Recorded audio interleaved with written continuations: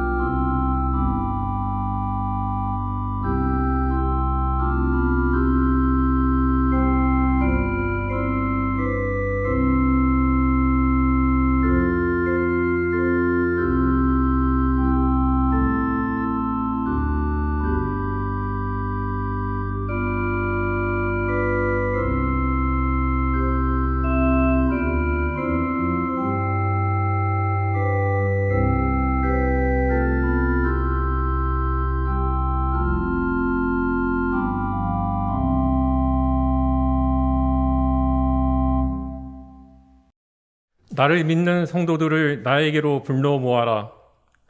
희생 제물로 나와 언약을 세운 사람들을 나에게로 불러 모아라. 하늘이 주님의 공의를 선포함은 하나님, 그분만이 재판장이시기 때문이다.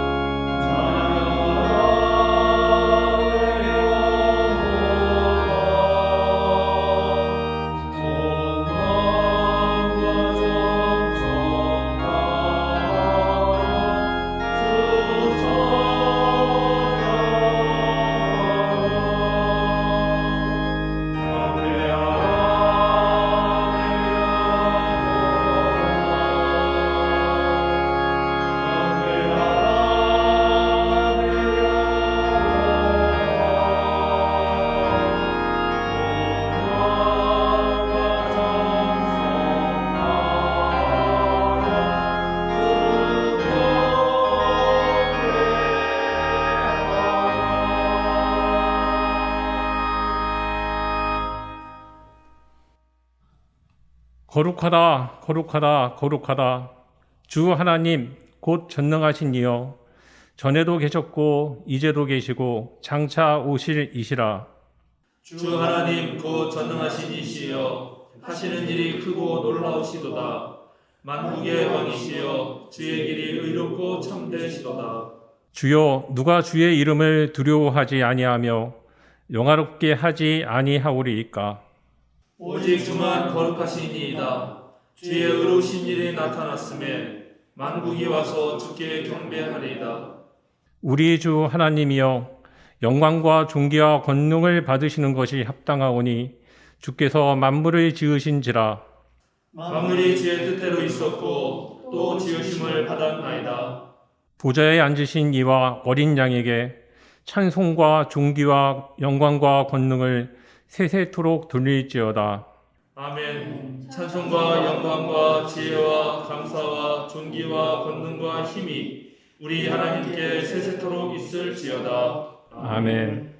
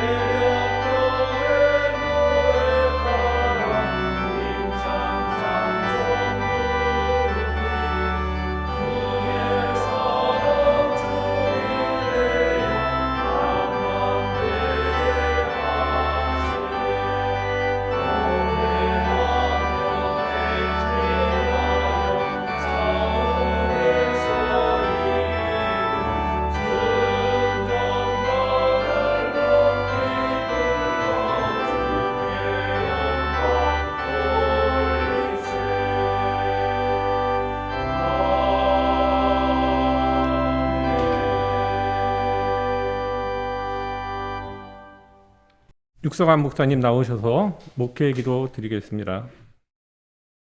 사랑과 자비의 하나님, 언제나 따스한 손길로 돌보시고 수많은 선물을 허락하시니 저희 마음에 감사와 기쁨이 넘칩니다.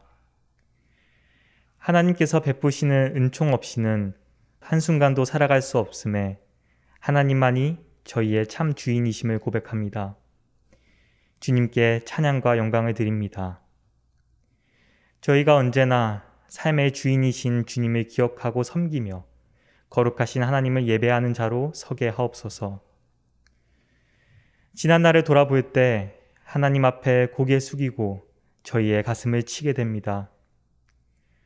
하나님의 자녀로서 마땅히 보아야 할 것을 보지 못했고 말해야 할 것을 말하지 못했고 해야 할 것을 하지 못했던 모습이 한없이 부끄럽습니다. 부디 저희를 용서하옵소서.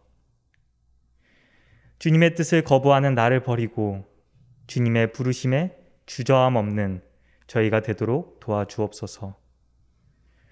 오늘은 3.1절 기념주일입니다. 우리 민족이 깊은 어둠에 있었을 때 자유와 해방의 하나님을 향한 신앙, 그 거룩한 믿음으로 어둠과 불의에 맞섰던 믿음의 선조들을 기억합니다. 이 시대의 어둠 앞에서, 수많은 대립과 혐오, 억압과 폭력 앞에서 저희도 그리스도인으로서의 사명을 감당하게 하옵소서. 믿음의 선조들이 그러했듯이 당장 희망이 보이지 않을지라도 포기하지 않게 하시고 불의와 폭력 앞에서 끝까지 사랑과 평화로 맞서게 하옵소서. 우크라이나를 위해 기도합니다. 부디 이들을 전쟁으로부터 지켜주옵소서. 더는 소중한 생명을 잃지 않도록 도와주옵소서. 두려움과 공포에 휩싸인 이들에게 하나님의 은총과 평화가 함께하기를 간절히 소망합니다. 이 갈등과 관련된 모든 지도자에게 지혜와 평화의 마음을 허락하옵소서.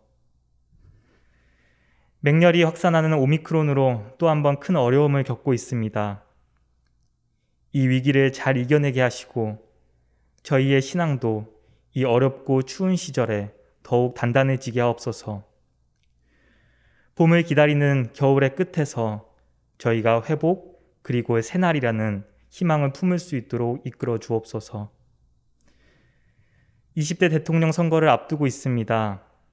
중요한 선택을 앞두고 있는 이 시점에 우리가 하나님의 뜻, 예수 그리스도의 가르침을 돌아보게 하옵소서. 나의 이익이나 사사로운 이념이 아니라 우리가 포기하지 말아야 할 그 가치를 기억하게 하옵소서. 우리 생명사랑교회를 위해 기도합니다. 창립 10주년과 한문덕 목사의 안식년이 있는 올해 저희의 신앙과 생활이 더욱 성숙하게 하시고 지금까지 단단하게 다져온 저희의 믿음을 꽃피우고 아름답게 열매 맺는 시간이 되게 하옵소서. 주님의 말씀을 기다립니다. 오늘 한문덕 목사를 통해 듣는 주님의 말씀으로 삶의 방향과 세상에서 승리할 힘을 얻게 하시고 이 시간이 목마른 우리의 영혼을 적시는 복음의 생수가 되게 하옵소서. 언제나 우리의 삶을 지키시고 선한 길로 초대하시는 예수 그리스도의 이름으로 기도합니다. 아멘.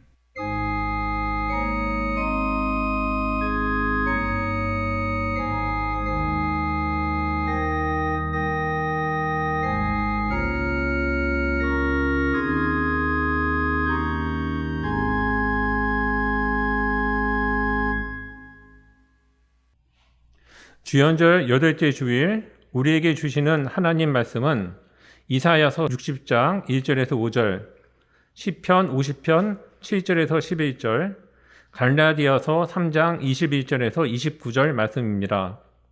먼저 이사야서의 말씀을 저와 함께 한 절씩 교독하시고 마지막 절은 함께 읽겠습니다. 예루살렘아, 일어나서 빛을 비추어라. 구원의 빛이 너에게 빛이었으며 주님의 영광이 아침 해처럼 너의 위에 떠올랐다.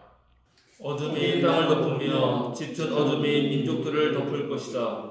그러나 오직 너희 위에는 주님께서 아침 해처럼 떠오르시며 그의 영광이 너희 위에 나타날 것이다. 이방 나라들이 너의 빛을 보고 찾아오고 뭇 왕이 떠오르는 너의 광명을 보고 너에게로 올 것이다. 눈을 들어 사방을 둘러보아라. 그들이 모두 모여 너에게로 오고 있다. 너의 아들들이 먼 곳으로부터 오며 너의 딸들이 팔에 안겨서 올 것이다. 그때 이것을 보는 너의 얼굴에는 기쁨이 넘치고 흥분한 너의 가슴은 설레고 기쁨에 벅찬 가슴은 터질 듯 할 것이다. 풍부한 재물이 백길로 너에게로 오며 이방 나라의 재산이 너에게로 들어올 것이다.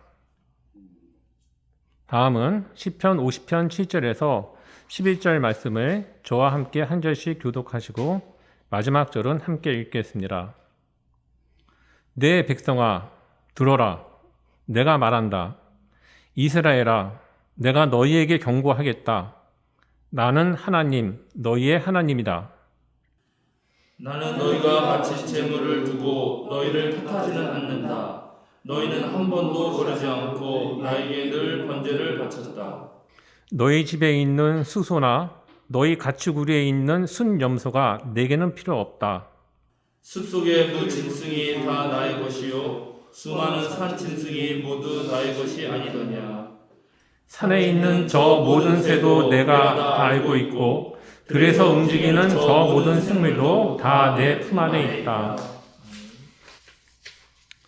마지막으로 갈라디아서 3장 21절에서 29절 말씀을 저와 함께 한 절씩 교독하시고 마지막 절은 함께 읽겠습니다. 그렇다면 율법은 하나님의 약속과는 반대되는 것입니까? 그렇지 않습니다. 그 중개자가 준 율법이 생명을 줄 수 있는 것이었다면 의롭게 됨은 분명히 율법에서 생겼을 것입니다. 그러나 성경은 모든 것이 죄 아래에 갇혔다고 말합니다. 그것은 약속하신 것을 예수 그리스도를 믿는 믿음에 근거하여 믿는 사람들에게 주시려고 하는 것입니다. 믿음이 오기 전에는 우리는 율법의 감시를 받으면서 장차 올 믿음이 나타날 때까지 갇혀 있었습니다. 그래서 율법은 그리스도께서 오실 때까지 우리에게 개인 교사 역할을 하였습니다. 그것은 우리로 하여금 믿음으로 어렵다고 하심을 받게 하시려고 한 것입니다. 그런데 그 믿음이 이미 왔으므로 우리가 이제는 개인 교사 아래에 있지 않습니다. 여러분은 모두 그 믿음으로 말미암아 그리스도 예수 안에서 하나님의 자녀들입니다. 여러분은 모두 세례를 받아 그리스도와 하나가 되고 그리스도를 옷으로 입은 사람들이기 때문입니다. 유대 사람도 그리스 사람도 없으며 종도 자유인도 없으며 남자와 여자가 없습니다. 여러분은 모두가 그리스도 예수 안에서 하나이기 때문입니다. 다 같이 여러분이 그리스도께 속한 사람이면 여러분은 아브라함의 후손이요 약속에 따라 정해진 상속자들입니다.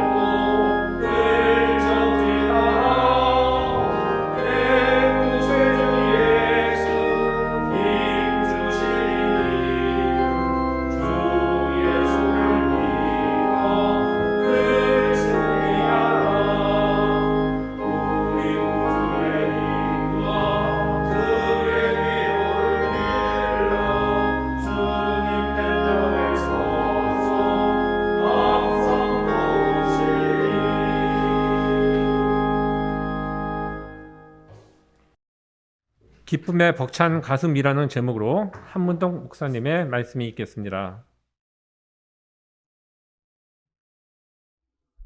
지난주 목요일 오후 2시에 한신대학교 신학대학원에서 우리 교단의 목회자들과 또 장로님들이 함께 모여서 20대 대선을 앞두고 나라와 민족을 위한 시국 기도회를 가졌습니다.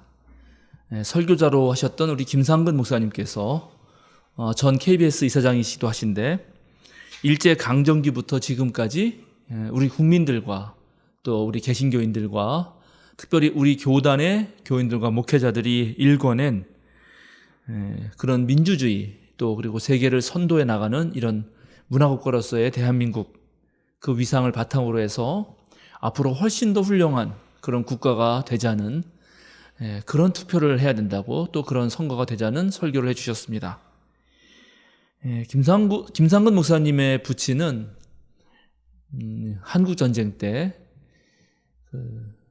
공산당원, 특별히 북한 정치보위부 요원으로부터 총살을 당하셨습니다. 김상근 목사님의 부친이 발견되셨을 때 몸에는 총알이 박혀 있었고 얼굴에는 정말 피부가 다 벗겨질 정도로 난도질이 되어 있었습니다. 김상근 목사는 그런 원한, 어릴 때 겪었던 부친에 대한 원한을 가지고 김일성과 북한과 공산당을 증오하면서 그렇게 청년기를 보냈고 수도교회에서 목회를 시작하실 때도 그러하였습니다. 그러나 목사님은 개인의 원한과 증오를 극복하면서 평생 민주화와 인권운동 그리고 통일운동에 매진해 오셨습니다. 90년 김상근 목사님의 모친이 돌아가신 뒤 조선 그리스도교 연맹 사람들과 만난 목사님은 북쪽에도 자신과 같은 아픔을 가진 사람들이 존재한다는 사실을 깊이 깨닫게 됩니다.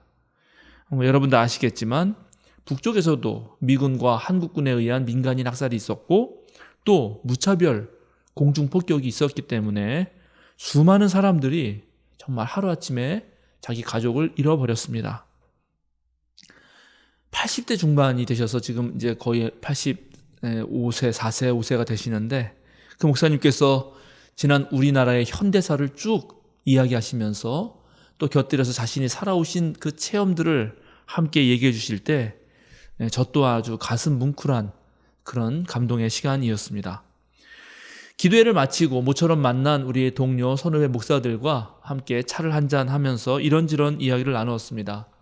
자연스럽게 코로나 상황에서 목회가 어떠한지 그런 이야기를 나누고 또 대선이 가까워서 너무나 자연스럽게 대선 이야기로 이야기가 흘러갔습니다.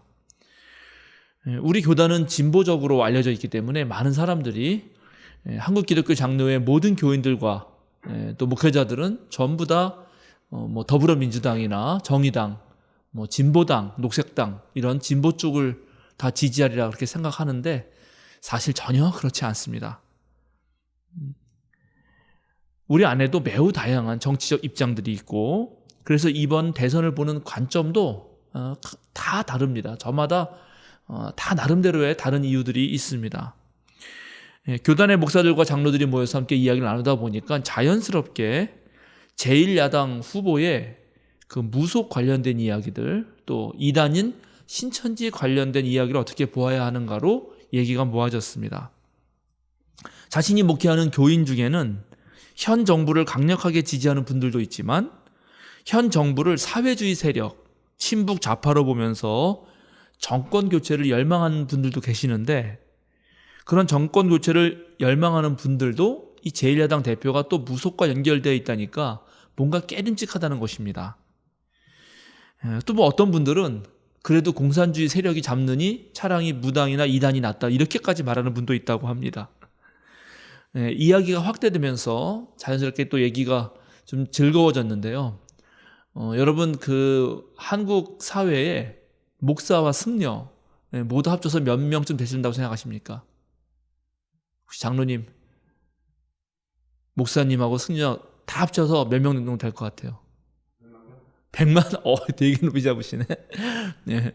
목사는 한때는 5만이라고 그랬는데 지금은 한 10만 명 정도 되고요. 스님들이 한 20만 되셔서 전부 합쳐봤자 30만입니다. 그러면 등록된 무속인이 몇 명 정도 될 것 같아요? 정확하게 그런 난 무속인 등록한 사람 있잖아요. 10만, 50만이 넘습니다. 그리고 등록되지 않은 분까지 합치면 100만이 넘는다는 통계가 있습니다. 그렇게 저도 많다는 걸 처음 알았습니다.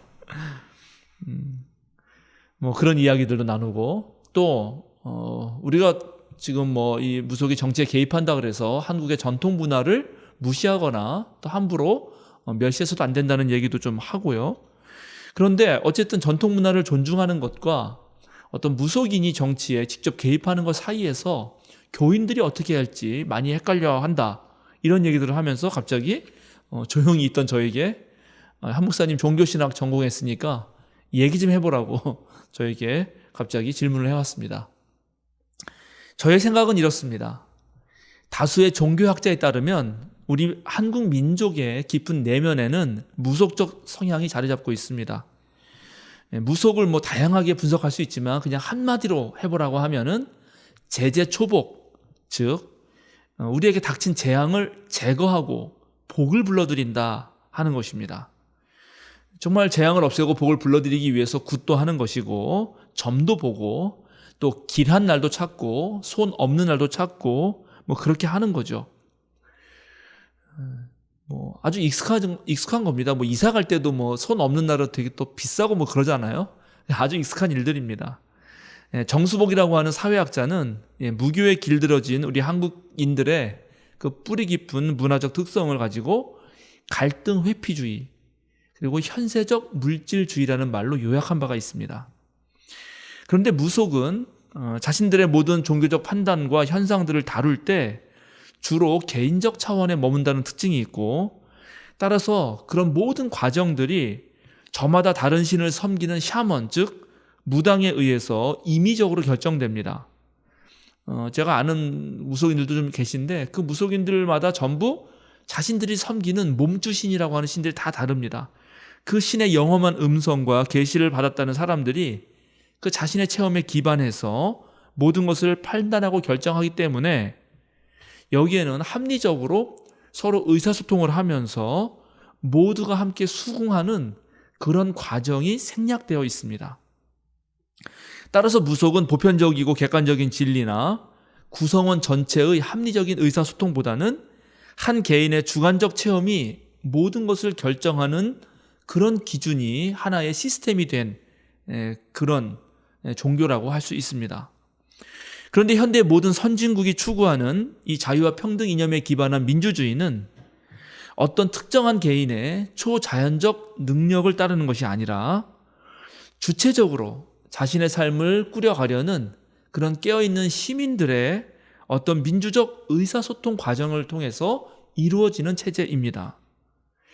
이런 점에서 보자면 대한민국의 지도자를 뽑을 때 그 지도자가 민주적 의사소통을 따르는 게 아니라 무속인의 조언을 따라서 국정을 운영한다는 것은 정말 말이 되지 않습니다. 그런 일은 절대 있어서는 안 됩니다.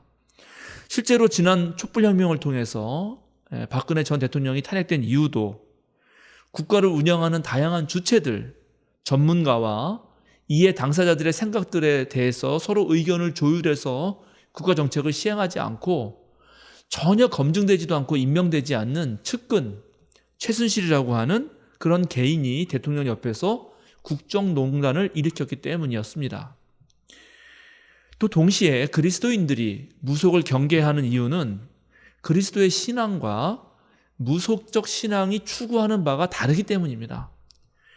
그리스도교 신앙은 한 개인의 복과 재앙만을 생각하지 않습니다.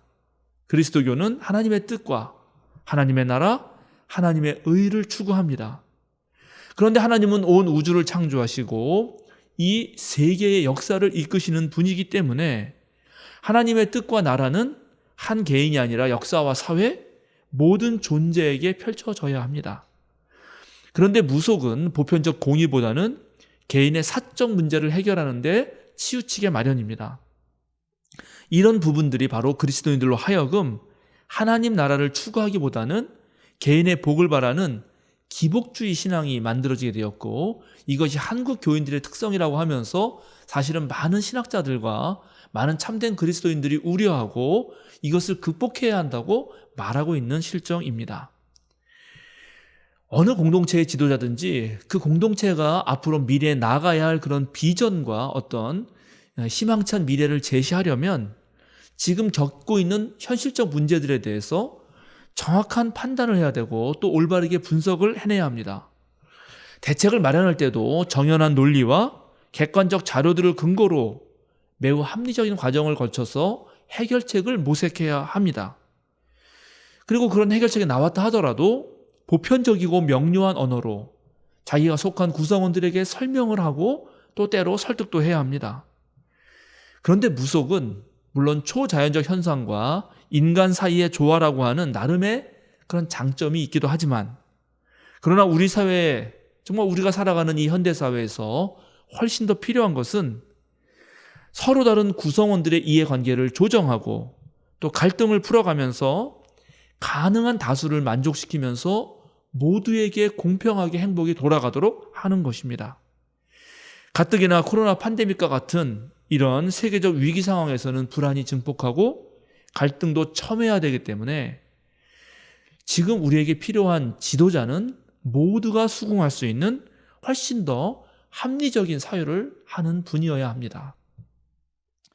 이번 선거가 우리에게 중요한 이유는 이제 새로운 세상, 뉴 노멀의 세상이 열리고 있는 분기점에 우리가 서 있기 때문입니다.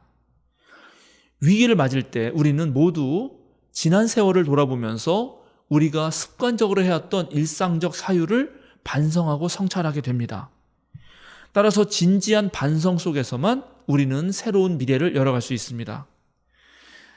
이번 선거 그런 의미에서 매우 중요합니다. 제가 지난주에도 설교했는데 여러분의 합리적 이성을 가지고 TV 토론 잘 보시면서 정책들을 꼼꼼히 비교하시면 좋겠습니다. 오늘 우리가 함께 읽은 이사야서 60장의 말씀은 희망의 언어로 가득 차 있습니다. 57장에서만 봐도 의인이 망해도 그것을 마음에 드는 사람이 없고 경건한 사람이 이 세상을 떠나도 그 뜻을 깨닫는 자가 없다, 이렇게 탄식하던 이사야가 이 60장에 와서는 반대로 뒤바뀝니다. 59장까지도 이스라엘 백성들을 hir난하면서 너희의 손이 피로 더러워졌고 너희의 손가락이 죄악으로 더러워졌고 너희의 입술이 거짓말을 하고 너희의 혀가 악독한 말을 했기 때문에 이 땅이 황폐화되고 파멸이 있을 것이다, 그렇게 말하던 이사야가 오늘 본문에서는 다시 희망을 말합니다. 구원의 빛이 너에게 비치었으며 주님의 영광이 아침에처럼 너희 위에 떠올랐다.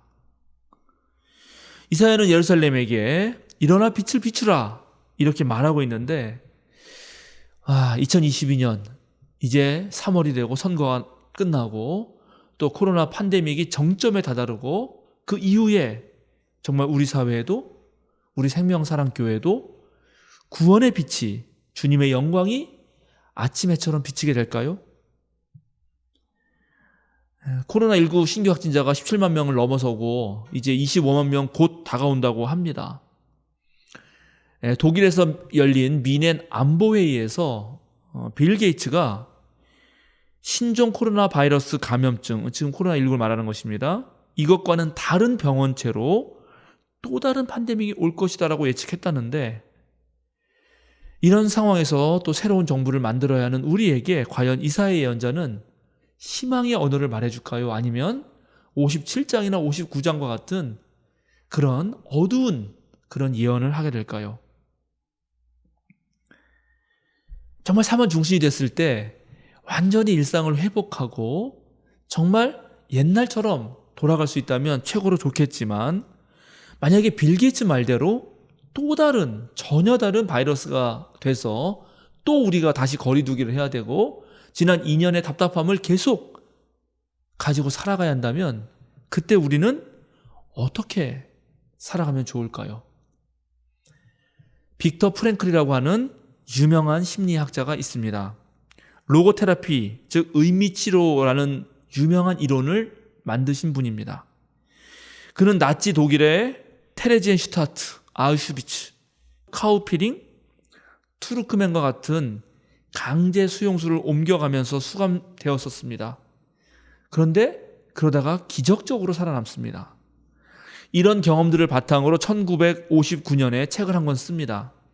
우리말로는 죽음의 수용소에서라는 그런 제목으로 번역되었는데, 그 책의 원래 제목은 영어로 하자면 Man's Search for Meaning, 의미를 찾는 인간입니다. 빅터 프랭클은 매일매일 사람들이 죽어나가는 강제 수용소의 그 절박한 상황에서도 어떤 사람들이 살아남는가를 유심히 관찰합니다. 온갖 고난과 모멸, 고문과 중노동, 학대와 폭행 속에서 시달리는 사람들을 가만히 살펴봅니다. 그리고 묻습니다. 왜 어떤 사람들은 자살하지 않는가? 어떤 사람들이 도대체 살아남는 것인가? 강제 수용소는 우리 모두 경험해보지 못했지만 강제 수용소는 감옥과 다릅니다. 감옥은 형량을 채우면 나갈 수 있다라고 하는 그런 기약이 있습니다. 그러나 강제 수용소는 언제 나갈 수 있다는 기약이 없습니다.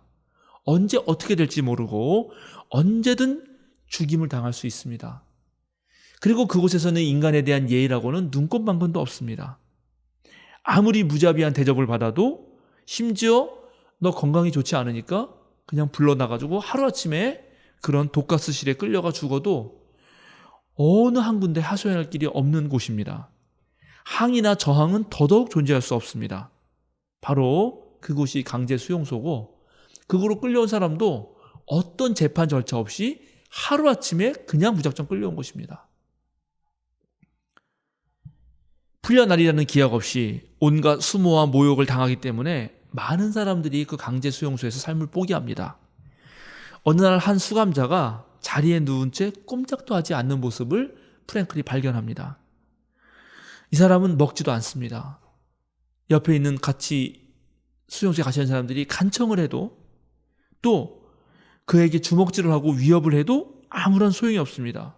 그저 누운 채로 똥도 싸고 오줌도 싸고 다 배설물을 그렇게 다 내놓습니다. 그리고 또 그냥 그 위에 또 누워서 생활합니다. 완전히 자기 포기이고 일종의 자살을 하는 것입니다. 실제로 다른 방식으로 자살하려는 사람이 있을 때 그를 도울 수 없다라는 규칙마저도 그 강제 수용소에 있었습니다. 그런 강제 수용소에서 프랭클은 어떻게 하면 이 사람들을 살릴 수 있을까 골몰하면서 또 한편으로는 이런 상황에서 과연 어떤 사람들이 살아남는가를 연구했던 것입니다.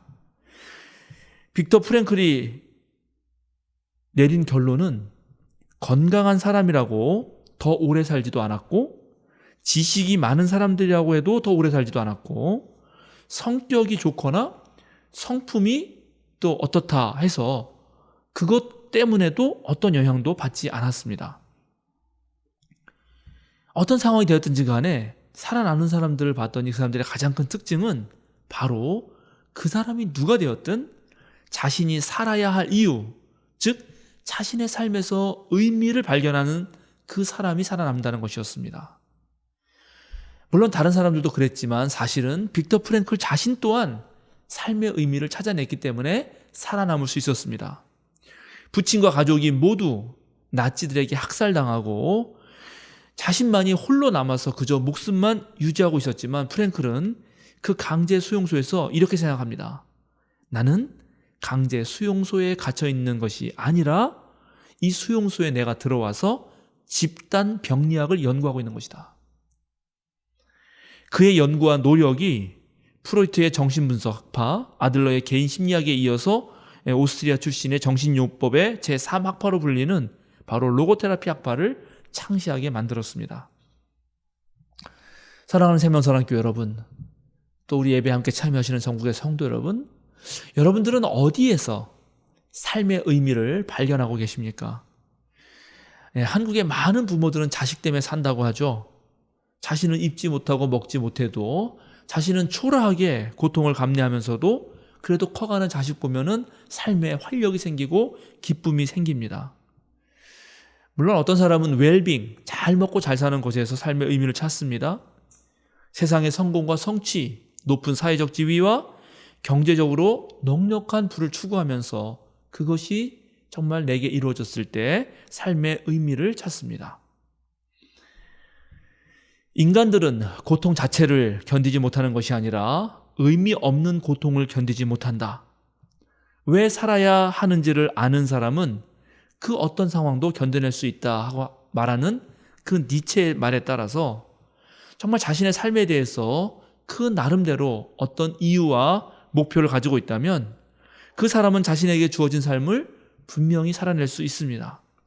그런데 남들이 보기에 부러움을 살 만한 사회적 지위와 경제적 지위, 경제적 부를 누린다 하더라도 자기 스스로 삶의 의미를 발견하지 못하면 그 사람은 스스로 자기를 어둠 속으로 몰아넣고 맙니다. 빅터 프랭클이 그렇게 살아남아서 이제 노년, 아주 백발의 성성한 노년의 나이가 되었을 때 어느 곳에서인지 제가 잘 모르겠는데 강연을 한 게 하나 있습니다. 그게 그 아주 오래된 필름으로 남아 있는데요. 그 강연의 제목은 남들을 믿어 주어야 하는 이유입니다. Why to believe in others라고 하는 강연인데 거기서 그 사람이 그 프랭클 학자가 이렇게 말합니다. 저 놀라지 마십시오. 저는 백발이 성성한 노인인데 내가 요즘에 뭘 배우고 있냐면 비행기 운전을 배우고 있습니다. 경비행기 운전을 배우는 거예요. 제가 그 얼굴을 보면 한 80도 넘으신 것 같은데 근데 교관이 나한테 말합니다. 여러분이 비행기를 타시면 때로 옆에서 불어오는 바람, 측면 바람을 맞이하는데 그렇게 되면 비행기가 원래 향하려던 목적에 갈 수가 없습니다. 예를 들어서 이쪽 서쪽에서 동쪽으로 가려고 하는데 옆쪽 측면 바람이 불면은 당연히 동쪽으로 못 가겠죠.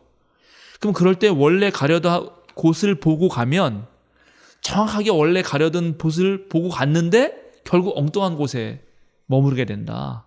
그럴 때는 오히려 바람이 불어오는 쪽을 향해서 이렇게 계속 옆으로 위쪽으로 날아가면서 그쪽으로 가야 된다. 그러니까 원래 가려던 목적지가 아니라 거기를 보면 안 되고 오히려 바람이 불어오는 쪽을 향해서 반대로 이렇게 갈 때 그래서 더 높은 그 북쪽 기류를 타면서 갈 때 오히려 제대로 된 동쪽에 도착할 수 있다.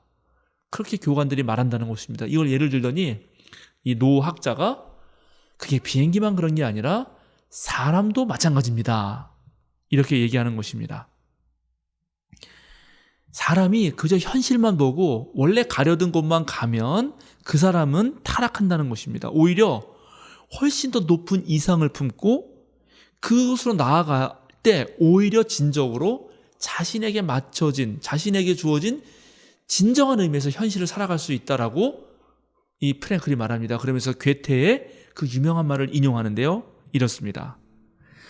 사람을 있는 그대로 받아들이면 그를 타락시킨다. 그러나 그가 되어야 하는 대로 그를 받아들이면 그가 가진 가능성이 실현되도록 그를 발전시킨다.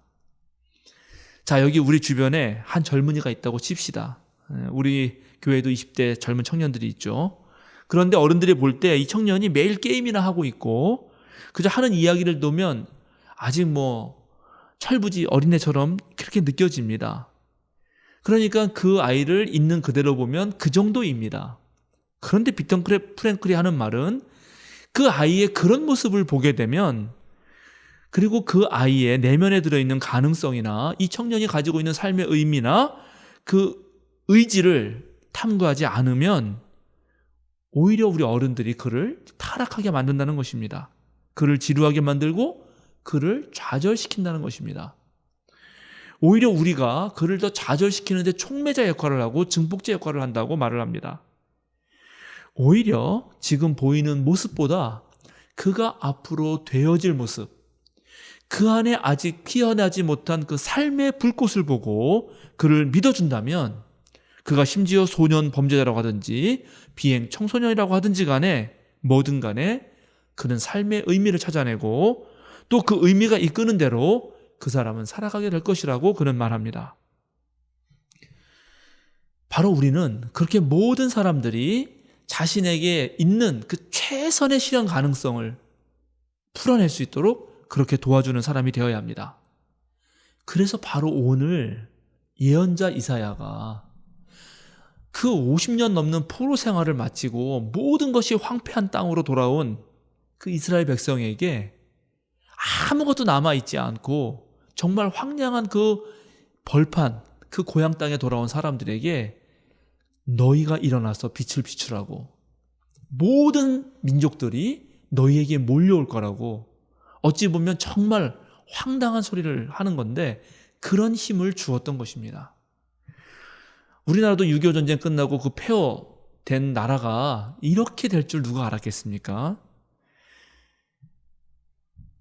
우리 모두는 우리 일상의 소소한 일을 통해서도 얼마든지 삶의 의미를 발견할 수 있습니다. 그러나 한편으로는 더 넓은 세계, 하나님께서 창조하신 이 자연과 주님께서 이끌어가는 이 우주의 역사 속에서도 우리의 의미를 발견할 수 있습니다. 오늘 시편의 말씀은 바로 이런 부분을 우리에게 넌지시 알려주고 있습니다. 오늘 시편을 보니까 이스라엘 백성들이 늘 와서 우리 주님께 제물을 바쳤다는 것입니다. 양을 드리고 소를 드리고 비둘기를 드렸죠.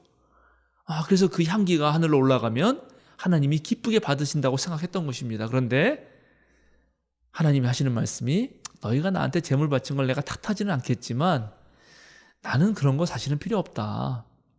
이 세상의 모든 묻짐승과 날짐승이 다 내 것이다.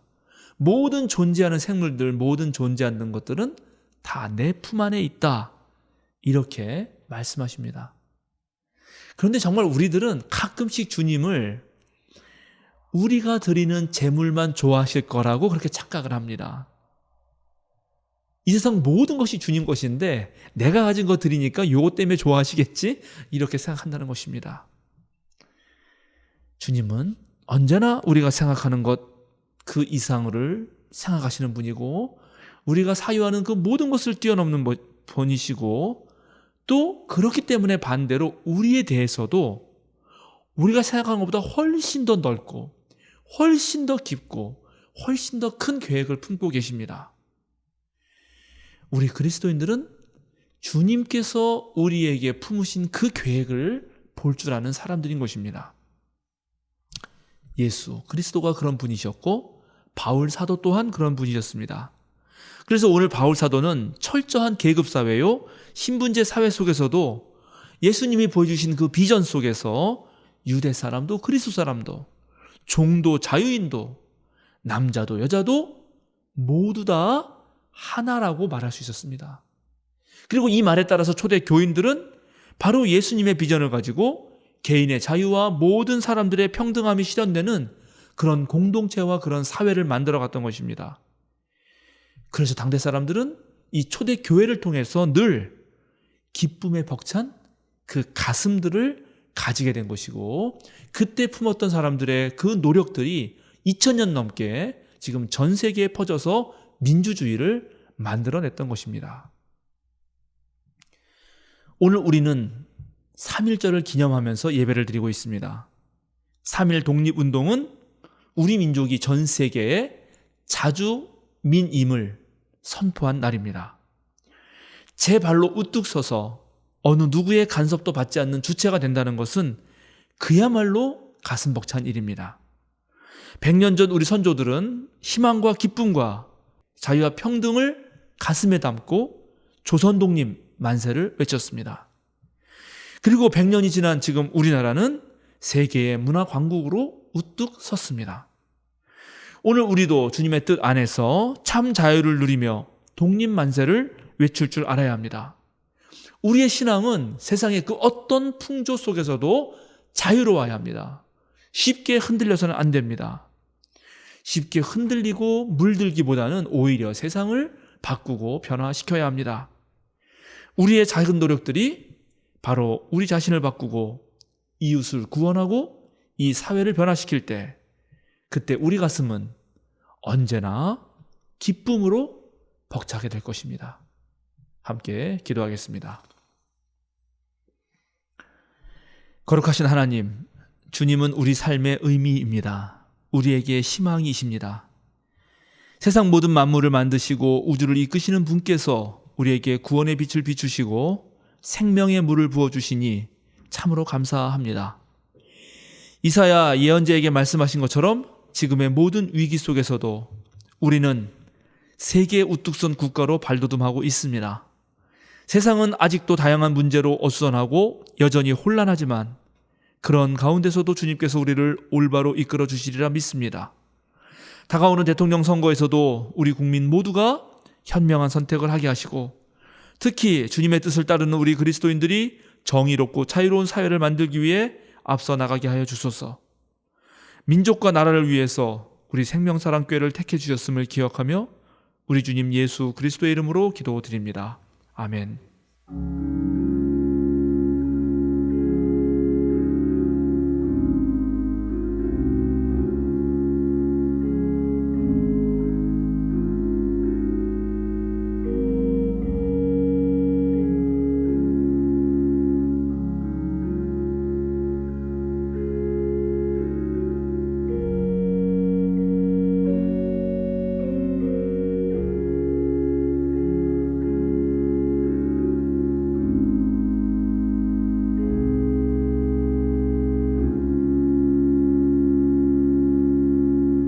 사도신경으로 우리의 신앙을 함께 고백합니다.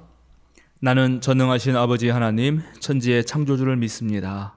나는 유일하신 아들, 우리 주 예수 그리스도를 믿습니다. 그는 성령으로 잉태되어 동정녀 마리아에게서 나시고 본디오 볼라도에게 고난을 받아 십자가에 못 박혀 죽으시고 장사된 지 사흘 만에 죽은 자 가운데서 다시 살아나셨으며 하늘에 오르시어 전능하신 아버지 하나님 우편에 앉아 계시다가 거기로부터 살아있는 자와 죽은 자를 심판하러 오십니다. 나는 성령을 믿으며 거룩한 공교회와 성도의 교제와 죄를 용서받는 것과 몸의 부활과 영생을 믿습니다. 아멘. 오늘은 2월 마지막 주일입니다. 우리가 매주 하나님께 봉헌하고 또 감사기도를 드렸는데 온라인 예배에서는 그렇게 할 수 없기 때문에 한 달에 한 번씩 감사기도를 드립니다. 지금까지 지켜주신 은혜도 감사하고 또 앞으로도 우리와 함께 해줄 것을 믿습니다. 여러분의 모든 일거수일투족을 또 우리 주님께서 지켜주실 것입니다. 신앙인의 언어는 감사의 언어일 수밖에 없습니다. 그 마음을 담아서 우리 함께 감사기도 드리겠습니다. 하나님, 오늘 우리는 3.1절 기념주일로 예배드립니다. 우리 민족을 택하시고 지난 100년의 세월의 숱한 나날들을 우리와 동행해 주심에 감사드립니다. 코로나 팬데믹 속에서도 우리를 지켜주신 은혜에 감사드립니다. 우리의 삶이 어렵고 때로 힘들더라도 우리가 사랑을 위하여 늘 기도하길 원합니다. 코로나19의 마지막 고비를 넘어가며 지혜로운 방식으로 서로가 서로를 돌보게 하시고 우리 삶에서 일어나는 갖가지 일들을 함께 나누게 하여 주소서. 동시에 홀로 고요히 있으면서 내면을 풍성하게 하는 일에도 힘쓰게 하여 주소서. 어둠 속에 감춰진 그 빛을 바라보는 우리들에게 우리 주님의 놀라운 은총을 부어주시고 우리들의 사랑이 더욱더 힘있고 아름답게 피어나게 하여 주소서. 오늘 우리는 우리의 전 삶과 모든 것이 주님으로부터 온 것을 기억하며 우리 주님께 예물을 드립니다. 이 예물이 우리 생명사랑교회를 통하여 하나님 나라 사역에 올바로 쓰이게 하소서. 예수 그리스도의 이름으로 기도드립니다. 아멘.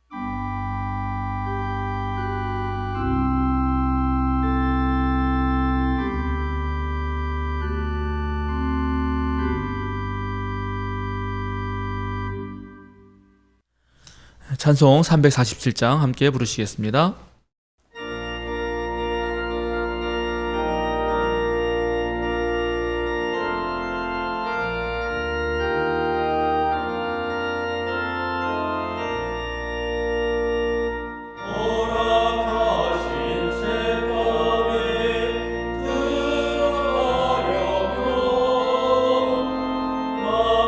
준비 다하여 임소일어세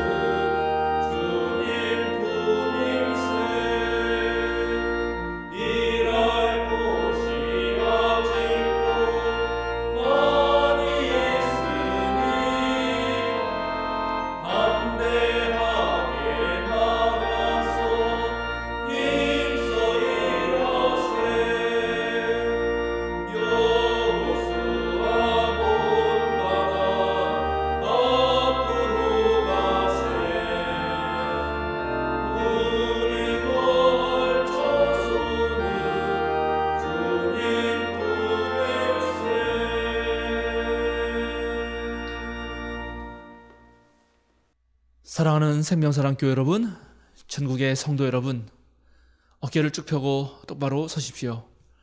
세상으로 당당하게 그리고 힘차게 걸어 나가십시오. 자유인으로 사십시오. 우리 모두 함께 가슴 벅찬 일들을 만들어 나갑시다. 어떤 어려움에서도 삶의 의미를 놓치지 맙시다. 주님께서 우리와 함께 하시고 주님께서 언제나 우리에게 빛을 비추어 주시기 때문입니다. 함께 축도하겠습니다. 이제는 우리 주 예수 그리스도의 은혜와 하나님의 무한하신 사랑과 성령님의 거룩한 친교가 역사적 전환의 시기에 세상을 향한 빛으로 우뚝 서려는 생명사랑 교우들과 이 시간 함께 예배하고 생명사랑교회를 지원하고 함께 목회하려는 전국의 모든 믿음의 형제자매들과 아픈 세상에서 구원을 갈망하는 모든 이들에게 지금부터 영원토록 함께 하시기를 간절히 축원하옵나이다. 아멘.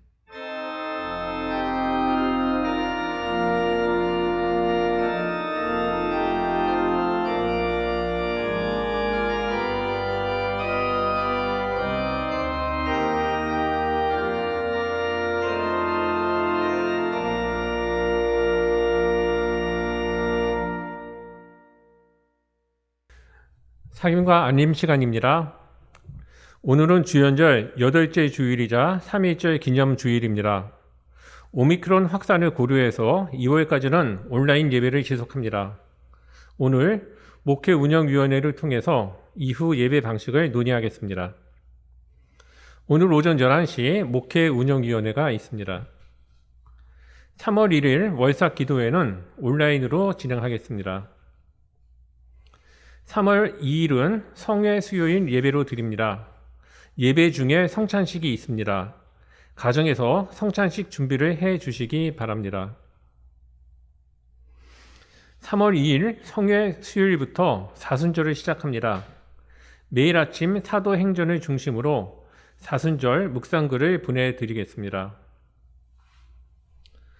4월 17일은 부활주일입니다. 예배 중에 세례식이 있습니다.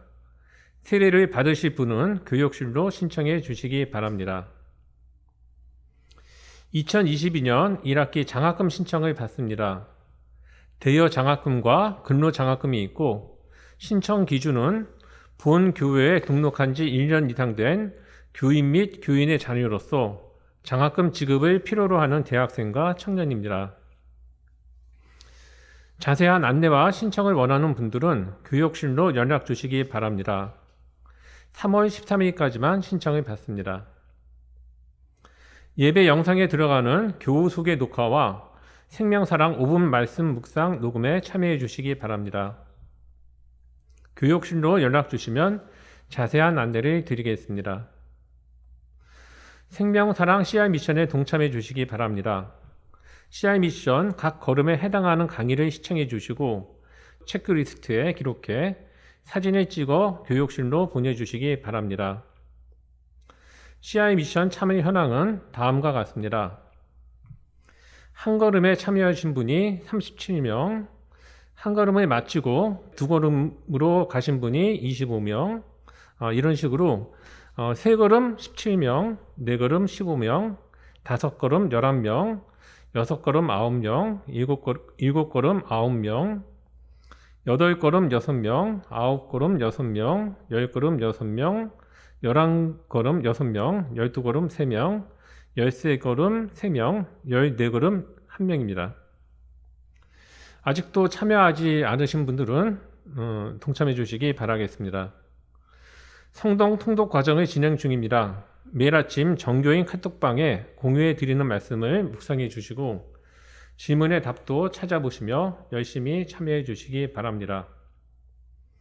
다음 주 생일자는 3월 3일 이용환 집사님입니다. 이렇게 비대면 으로나마 함께 모여 예배를 드릴 수 있어서 감사한 마음입니다. 다음 주 이 시간에도 다 같이 모여 예배를 드리기를 소망하며 항상 기뻐하며 떳떳하게 살아가는 한 주간 되시길 바랍니다.